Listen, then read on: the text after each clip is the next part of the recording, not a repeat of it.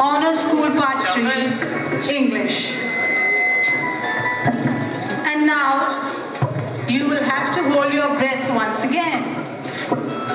We have before you one of the most handsome men in the world, so to say, Mark Antony. An unforgettable representation of the art of oratory.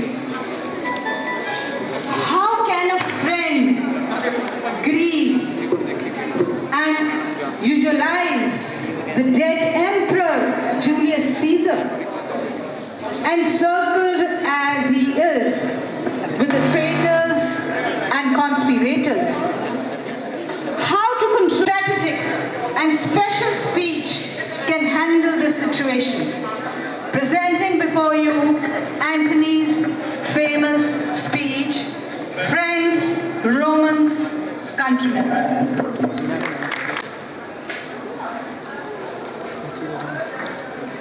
Friends, Romans, and countrymen, lend me your ears.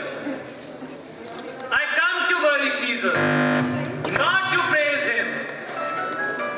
The evil that men do lives after them. The good is oft interred with their bones, so let it be with Caesar. The noble Brutus had told you Caesar was ambitious. If it were so, it was a grievous fault. And grievously has Caesar answered it. Here, under the leave of Brutus and the rest, for Brutus is an honorable man. So are they all honorable men? Come I to speak in Caesar's funeral. He was my friend, faithful and just to me. But Brutus says he was ambitious, and Brutus is an honorable man. He hath brought many captives home to Rome, whose ransoms did the general coffers fill. Did this in Caesar seems ambitious? But Brutus says he was ambitious, and Brutus is an honorable man. You all did see that on the Lupercal. I thrice presented him the kingly crown, which did he thrice refuse. Was this ambition? Yet Brutus says he was ambitious, and sure, he is an honorable man. I speak not to disprove what Brutus spoke, but here I am to speak what I do know. You all love him once, not without cause. What cause withholds you then to mourn for him? Oh, judgment, thou art fled to brutish beasts, and men have lost their reason. Bear with me. My heart is in the coffin there with Caesar, and I must pause till it come back to me.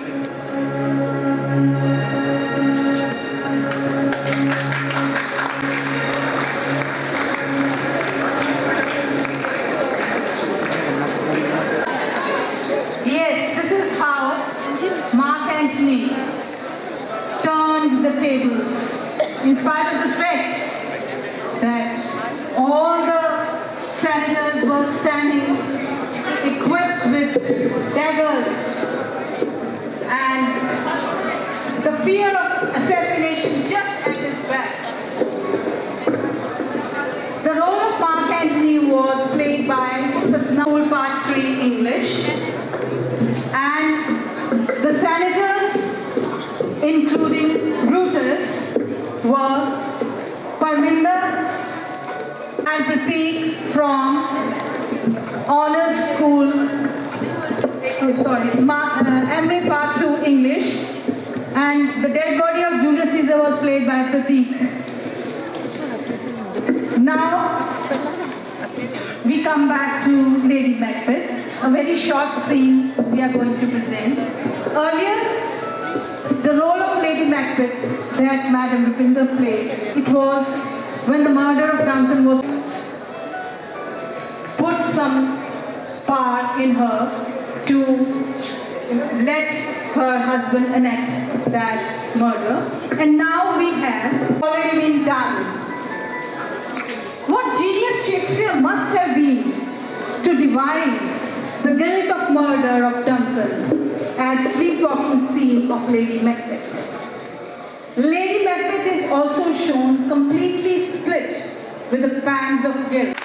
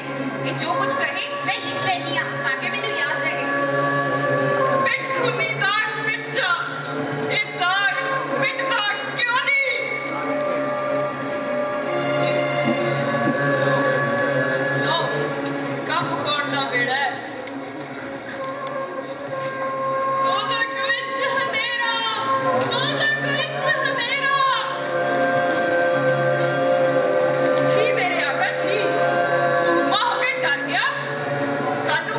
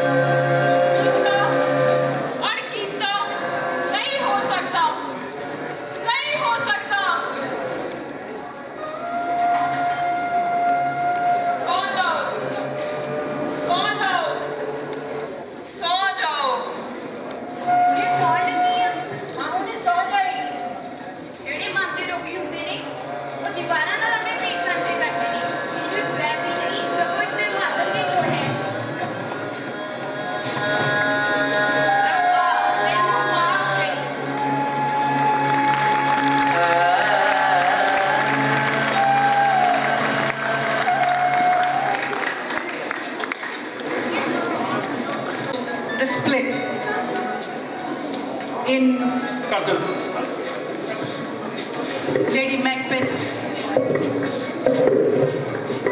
insomnia. And now, how could we complete Shakespeare Fest without Hamlet? Presenting before you the scene of the ghost from Hamlet. This is the first scene of the play, set on the gun platform outside the castle of Elsinore. And this scene creates an atmosphere of many doubts whether it is the real ghost of his father or the devil in disguise, leading him to madness in hell. The uncertainty of the ghost's identity strengthens the mystery and suspense of the whole scene. But before I invite Madam Indu Dogra, who is going to play back the voice of the ghost, I forgot to tell you that in the sleepwalking scene, Lady Macbeth's role was played by B. Kamal Randhawa from Honor School Part 3, and the gentlewoman and the doctor were played by Raman and Navdeep Vik. And now I invite Madam Indu Dogra to come on the stage and play back the voice of ghost, mimed by Ramji.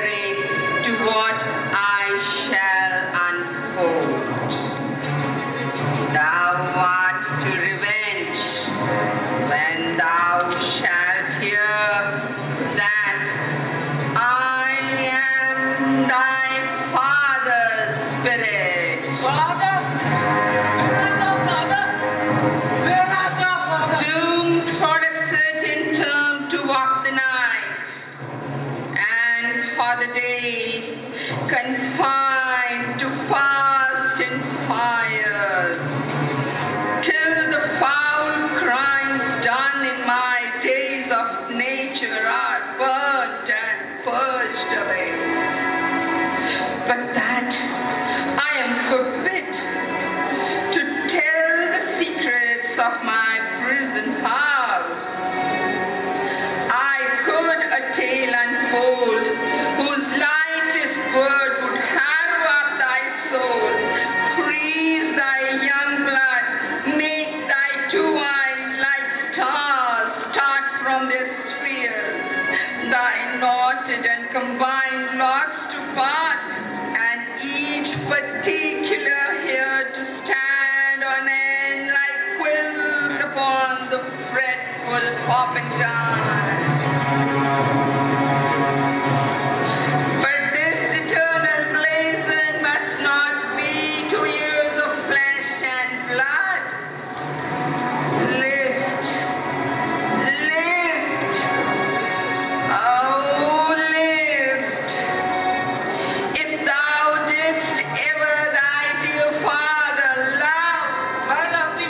Revenge is foul and most unnatural.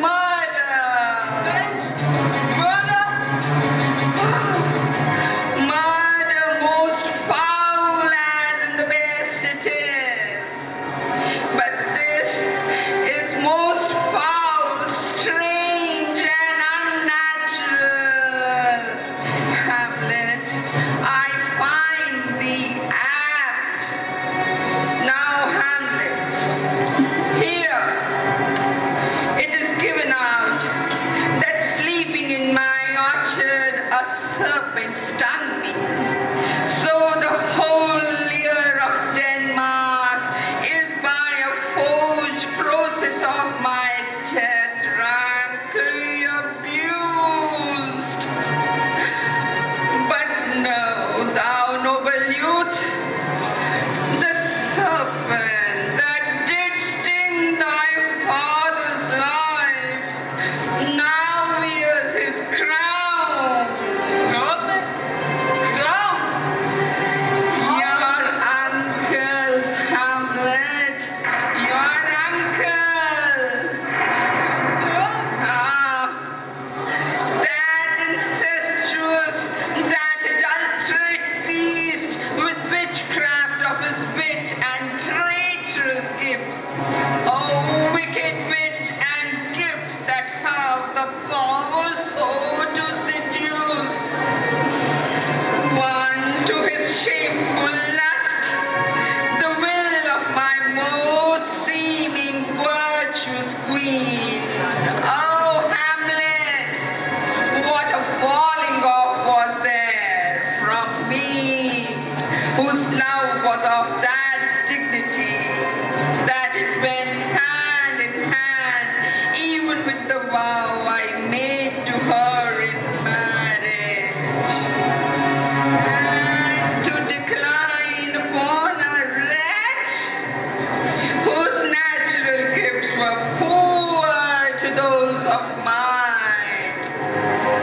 But virtue, as it never will be moved, though lewdness courted in the shape of heaven, so lust, though to a radiant angel linked, will sate itself in a celestial bed and prey on carpet.